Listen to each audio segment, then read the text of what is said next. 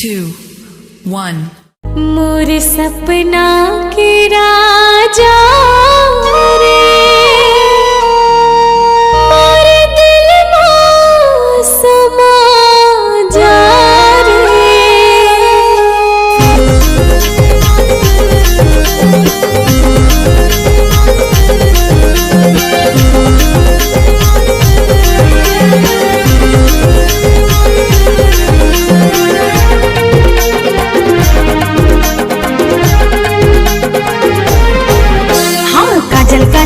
के मुल पगली बनाएगा, दिल दिल दे के मुल दीवानी बनाएगा। काजल काजल कह के मुल पगली बनाएगा, दिल दिल दे के मुल दीवानी बनाएगा।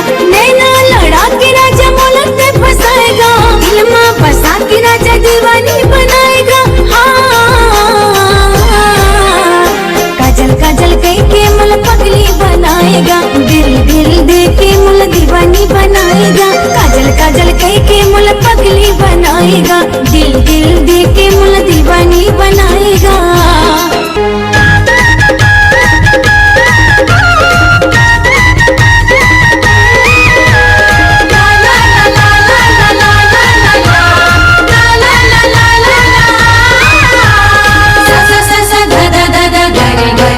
मोर सपना के राजा रे मोर दिल में समा जा रे, तोला माया कर हो जाता रे, संग कर तो वादा रे।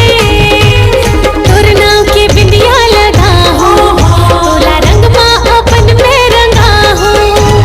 तोर नाव के बिंदिया लगा हो, तोला रंग माँ अपन में रंगा हो।